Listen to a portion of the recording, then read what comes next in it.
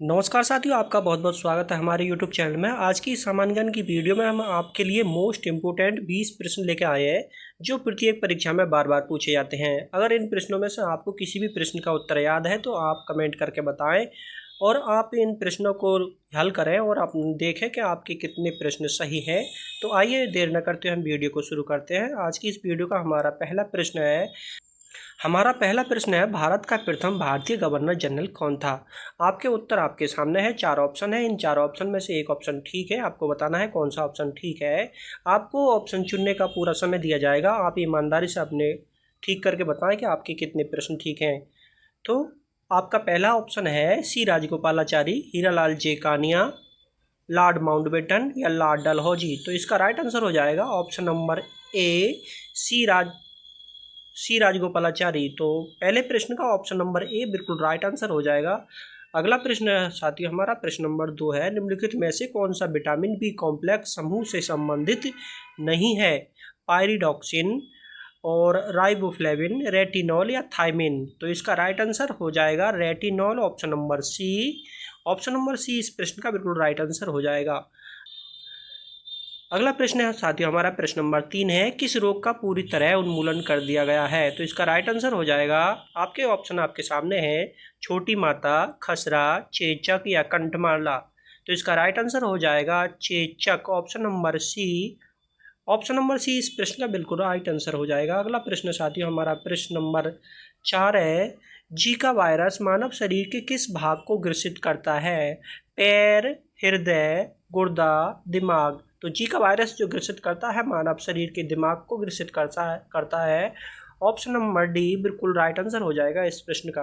अगला प्रश्न साथियों हमारा प्रश्न नंबर 5 है, काली मौत या ब्लैक डेथ किसे कहते हैं? कैंसर, प्लेग, एड्स या मलेरिया। तो काली मौत जो कहते हैं वो प्लेग को कहते हैं, option number B. Option number B आपका बिल्कुल राइट आंसर है। अगला प्रश्न साथियों प्रश्न नंबर 6 है, निम्नलिखित में से कौन एक संक्रामक रोग नहीं है? मधुमेह, यक्ष्मा, चेचक या हैजा। तो इसका राइट आंसर हो जाएगा ऑप्शन नंबर ए, मधुमेह। मधुमेह इस प्रश्न का बिल्कुल राइट आंसर हो जाएगा। मधुमेह जो रोग है जो संक्रामक रोग नहीं है। अगला प्रश्न साथियों हमारा प्रश्न नंबर 7 है, पटकाई की पहाड़ियाँ भारत को किस से अलग करती हैं? चीन से, म्यांमार से, पाकिस्तान से या बांग्लादेश से। तो इसका राइट आंसर हो जाएगा ऑप्शन नंबर बी, म्यांमार से।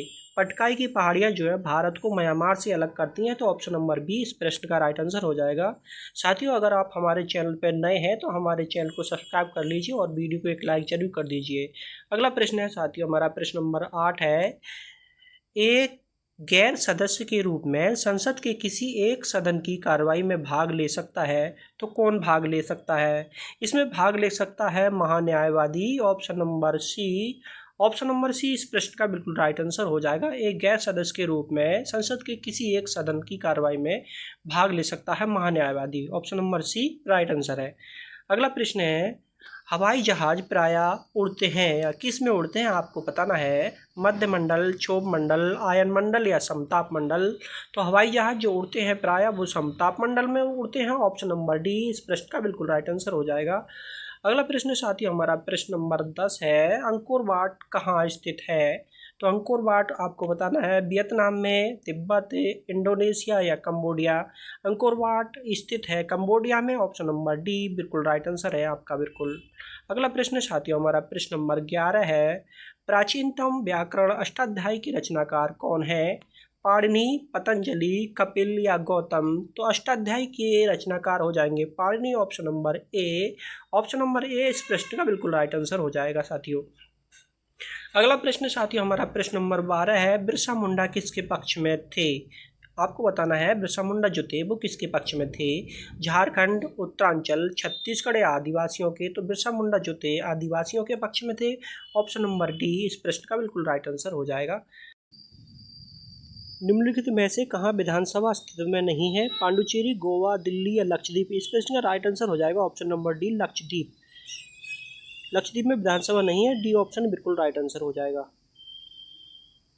प्रश्न नंबर 14 है, विधानसभा अध्यक्ष अपना त्यागपत्र किसको देता है? तो विधानसभा अध्यक्ष जो त्यागपत्र देते हैं वो आपको बताना है राज्यपाल को या विधानसभा उपाध्यक्ष को या राष्ट्रपति को या मुख्यमंत्री को। तो इसका राइट आंसर हो जाएगा ऑप्शन नंबर बी, विधानसभा त्यागपत्र देता है विधानसभा उपाध्यक्ष को। ऑप्शन नंबर बी इस प्रश्न का बिल्कुल राइट आंसर हो जाएगा। अगला प्रश्न साथियों, प्रश्न नंबर 15 है, सूरीनाम की राजधानी कहाँ है? तो सूरीनाम की राजधानी हो जाएगी पैरामैरिबो या जॉर्ज टाउन, काराकस या लोसाने। चारों ऑप्शन आपके सामने है, चारों ऑप्शन में से आपको बताना है।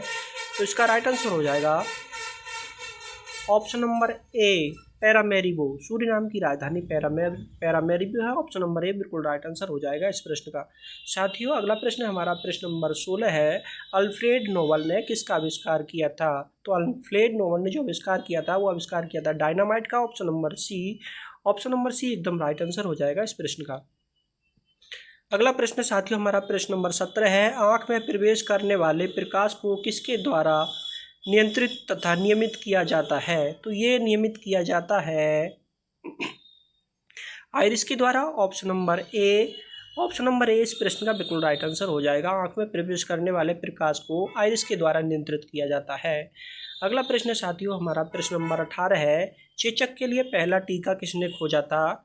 फ्लेमिंग ने या एडवर्ड जेनर ने या लुई पास्चर ने या हंटर ने? तो चेचक के लिए पहला टीका जो खोजा था वो खोजा था एडवर्ड जेनर ने। ऑप्शन नंबर बी बिल्कुल राइट आंसर है आपका।